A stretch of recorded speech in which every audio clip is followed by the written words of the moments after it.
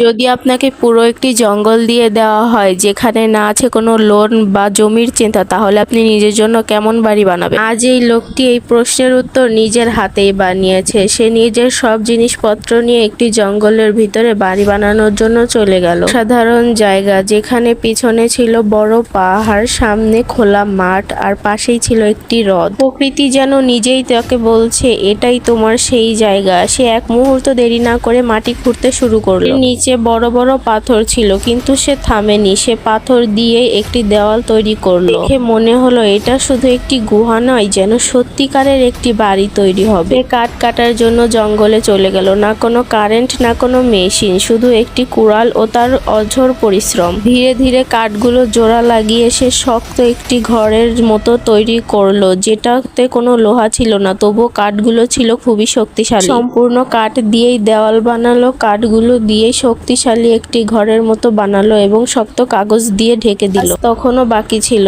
সে বড় বড় ঘাসে সহ মাটি কেটে এনে ছাদের উপরে লাগিয়ে দিচ্ছিল। ঘরেরই অংশ ছিল, কিন্তু দূর থেকে কেউ দেখলে বুঝতে পারবে না যে এখানে একটি বাড়ি আছে। সে ছাদের উপরে ছোট্ট ত্রিভুজ আকৃতির একটি কাচের জানালা লাগালো। এরপর সন্ধ্যা হতেই সে চুলার আগুন জ্বালালো এবং ঘরে উষ্ণতা ফিরে এলো। গরম রুটি ও চিকেন রান্না করলো। তারপর খেতে খেতে সে জানলার পাশে সুন্দর প্রকৃতি দেখতে লাগলো। পরের দিন সে ঘরকে সুন্দর করার জন্য সাজসজ্জা করলো এবং কি আসবাবপত্র তৈরি করলো। সে নদী থেকে টাটকা মাছ ধরে আনলো এবং সন্ধ্যার সময় শেষ তার পরিশ্রমের ফল খেতে খেতে এক কাপ গরম চা খেতে লাগলো। তার নিজের তৈরি শান্ত ঘরে ঘুমিয়ে পড়লো। বাইরে ছিল শান্ত জঙ্গল। এরপর কি হলো সেটা জানতে চাইলে পার্ট 2 লিখে কমেন্ট করো।